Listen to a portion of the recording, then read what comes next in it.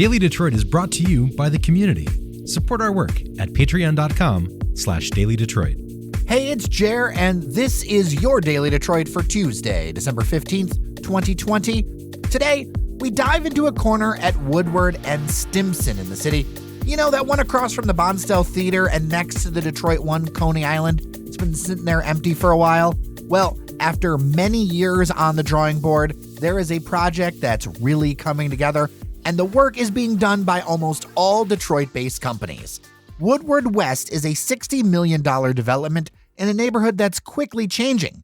Queen Lillian and The Platform have teamed up to make it happen, and to talk about it is Queen Lillian's Chris Jackson.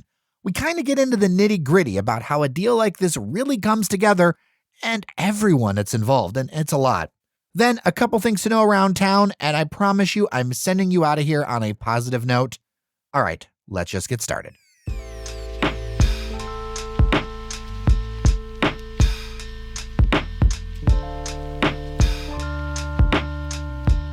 Joining me on the line is Chris Jackson. He is a principal of Queen Lillian. You all have some big news in Midtown on a piece of land on Woodward that's kind of been quiet as far as development for a while.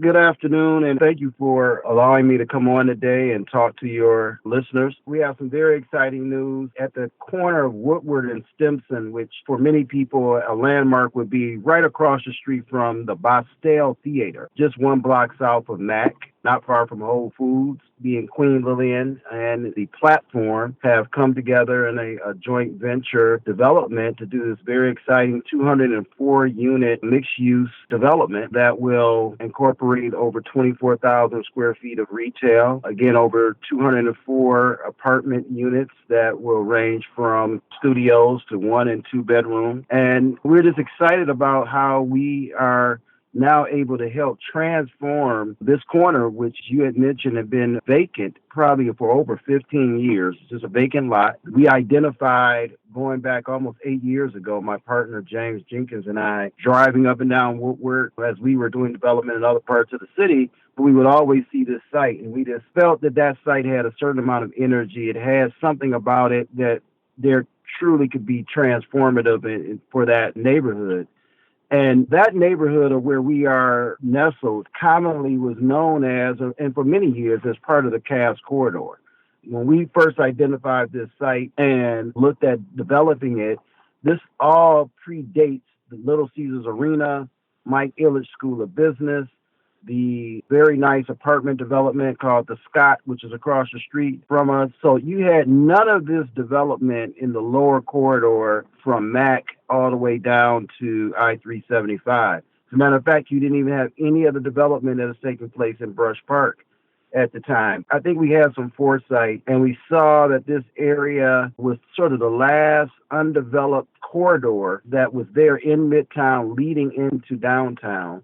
And there was the rumors of the light rail, there were the rumors of the Little Caesars Arena, but none of that had happened yet. And so we approached the city. We went to acquire the site. We had a development plan. Initially, the project started off as a mixed-use development, but it was a mixed-use commercial development. We had just finished building a 63,000 square foot medical office building in Midtown in the medical center area. And we thought that there was still some synergies and still a need for more Class A office space. So that was sort of our original plan for that area. And then it was really the foresight and vision of Mayor Duggan going as we were 2-3 years in the project, and the project was sort of sputtering a bit.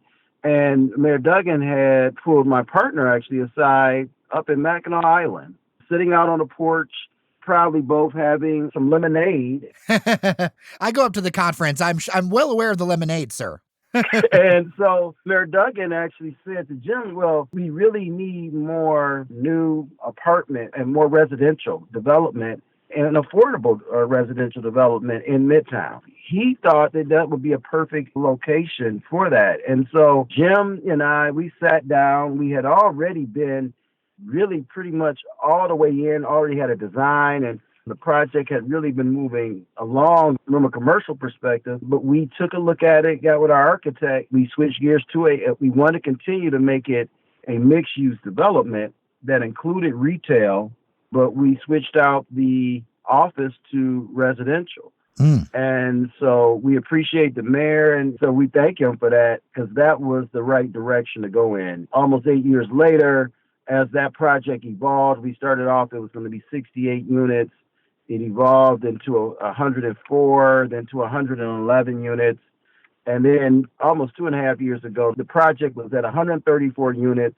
We were having some challenges with capital and really just bringing the project to closure. And Platform and Peter Cummings came to us. We had already known each other, but Sue Mosey, who many people know of from Midtown Inc., and refer to her as the mayor of Midtown, she sort of brought our groups together and said, look, here's a possibility for some synergies with your two Detroit-based groups. You have some of the same vision and focus. There may be an opportunity for you to be able to work together on this project. And so we sat down with Platform. They really liked the location. They shared the vision that we had for and how it could be a truly game changer for that neighborhood west of Woodward, which ultimately that's the name of the project is called Woodward West. We started and we embarked upon trying to close out the project. The market back in 2018, construction market prices had just skyrocketed, and there was a lot of things going on with the market at that time.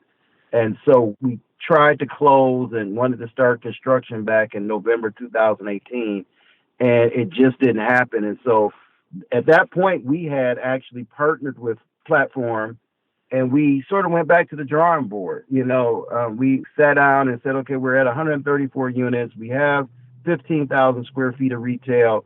What can we do? Make this project better, make it profitable, but also how can it become more iconic and more game changing for that neighborhood? And so what came out of that over the last 2 years is what we have today, which is 204 units, 24,000 square feet of retail. And it's 20% of that of the apartment units are affordable units at the 80% AMI. And then what we're really proud of as well is we've even identified a portion of our retail space for emerging businesses, looking for Detroit-based businesses, minority businesses that can take advantage of a low rent type of space so that it can be a good incubator for their businesses. Not only do we have affordable rents on the actual residential side, but we have that same type of formula in place on the retail side as well. Who would have thought, going through this pandemic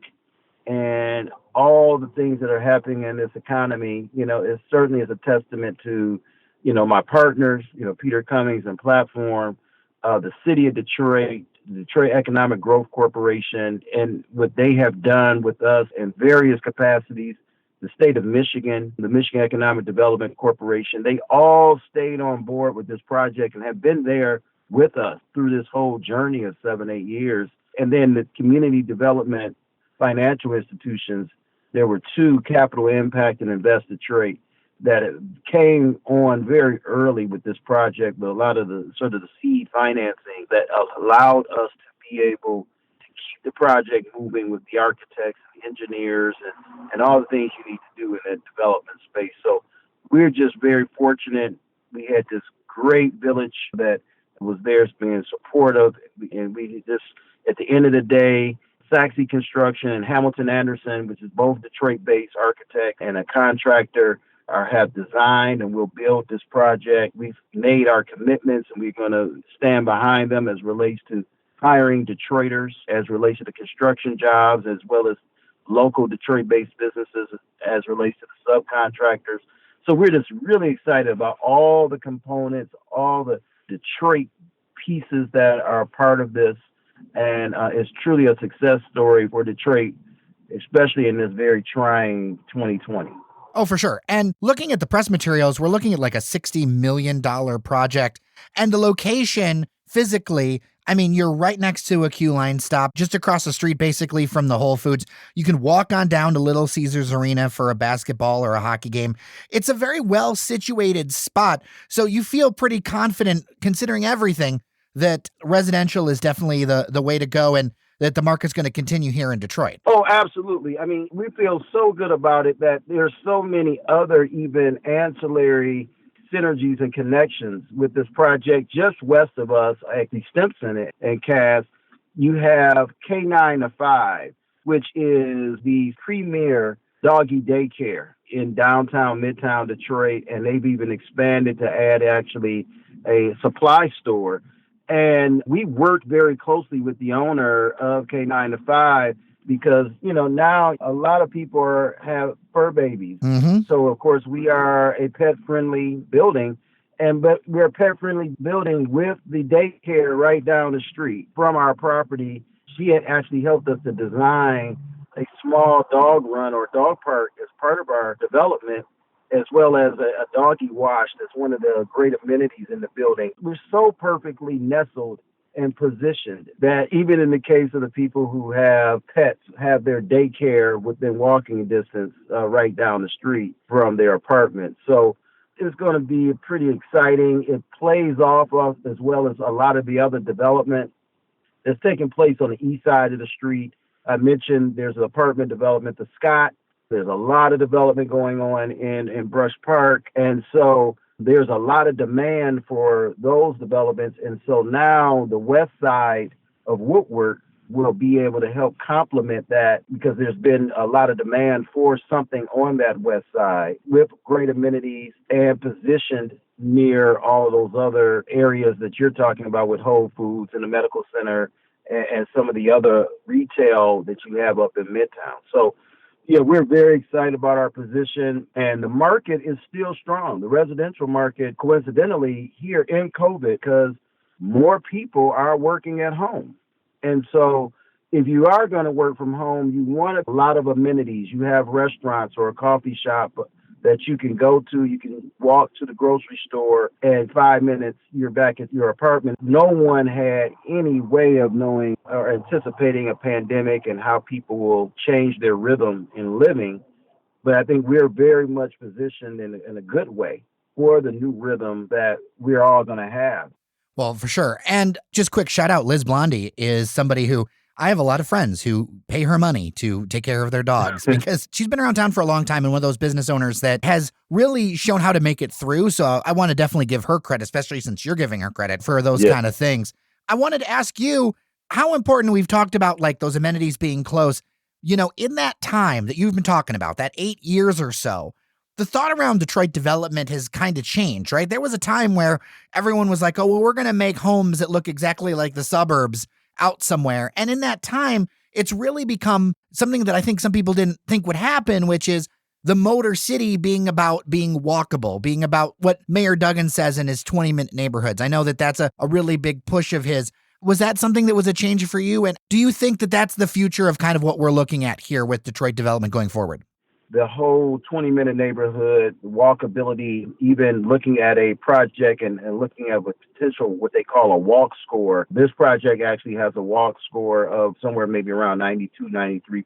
And because of those amenities that are in close proximity, this is definitely a trend. You see it all over the country, urban communities. People want to sort of live, work, play all in one place. And then you just cannot manufacture some of the character that comes with a great community like you have in Detroit and like we have there on Woodward in Midtown. Right across the street, we have the Bostel Theater. You can't go and just build a Bostel Theater in the middle of a green field somewhere. Such a big, nice, iconic, aesthetically beautiful building that adds to the living experience. It's just west of us. You mentioned Liz Blondie, and that's K9 to 5. Next to her, you have Matt Hessler, and he has his tattoo shop, and you have Peterborough, the great Asian fusion restaurant. You have the shipping company, which is just west of that. And so we're really excited about now we're getting to add to that neighborhood. And in addition to that, there will be this great mix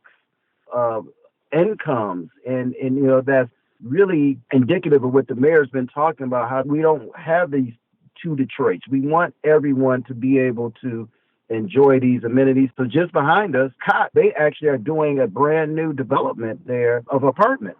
It was a beautiful historic building, and it's going to be all affordable at 40 and 50% AMI. And we have actually met with them on several occasions, and we welcome that, and they're welcoming us into that neighborhood.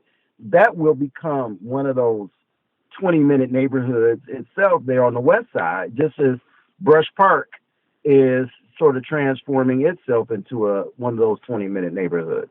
Chris Jackson, I really appreciate your time today going through all of this, kind of walking through the project and what's happening. He is a principal at Queen Lillian. Thank you so much, and I'm looking forward to it. Looks like open in summer of 2022, huh? That's correct. We're prepared to work through these next 2 winters. But yes, we're excited, and we'll keep you posted of our progress and, of course, as we get ready to open the doors. Well, thank you so much, sir. Thank you.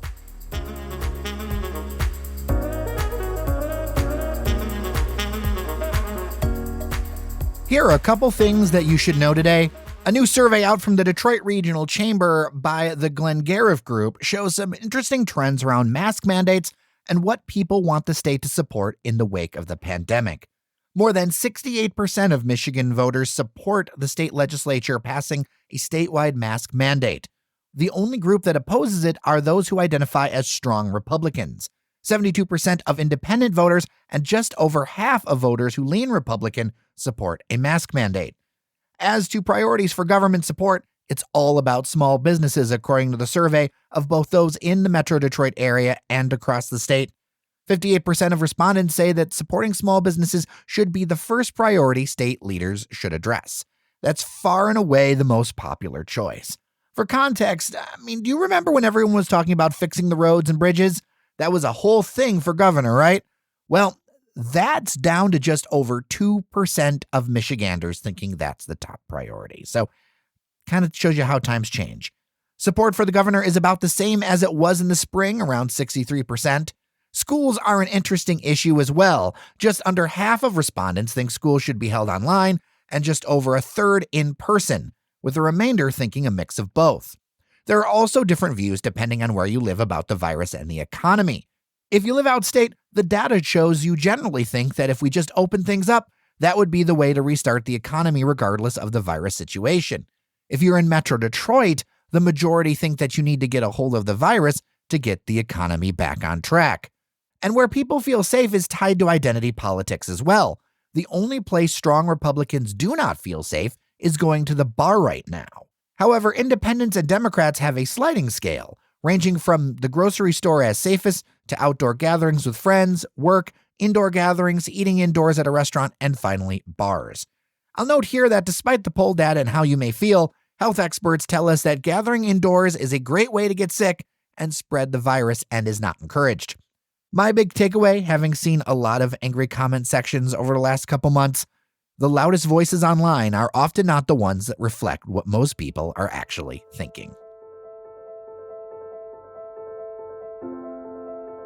I promised some good news before we go, and here it is. Although the nation is experiencing another surge upon a surge of COVID-19 cases, Michigan is one of just a handful of states that had very high case rates and are now declining. With a 12.5% test positivity rate, we're not out of the woods yet, but we're getting into the 5,000 case a day range, which is an improvement, and there are improvements in all 3 local counties. Deaths are still up as they are a lagging indicator, but with fewer cases, they should, over time, go down. It seems as if enough Michiganders limited their travel over the Thanksgiving holiday to avoid a double surge, and that is good news. And we're learning more about the vaccination plans. A reminder that it's only for frontline workers right now, as there are just under 85,000 doses of the Pfizer vaccine assigned to the state. And here's how some of them will be deployed locally. The city of Detroit plans on using the TCF Center parking lot for drive-through service, as well as garages from Olympia Development. Macomb County is rolling out vaccines when they arrive at the Verk Highland building in Mount Clemens, and Oakland County is deploying them at their 5 drive-up testing centers. All of this will ramp up as more vaccines become available, and of course, we'll share the latest with you right here on Daily Detroit. And we're done with episode 658 of the podcast. Thanks so much for listening. And thanks to our members on Patreon who support us at patreon.com/dailydetroit. You are helping push Detroit's conversation forward, and it's greatly appreciated. If you've got feedback, leave us a voicemail at 313-789-3211. That's 313-789-3211. Or email me at jer@dailydetroit.com. With that, I'm Jer Stays. Take care of each other, and we'll see you around Detroit.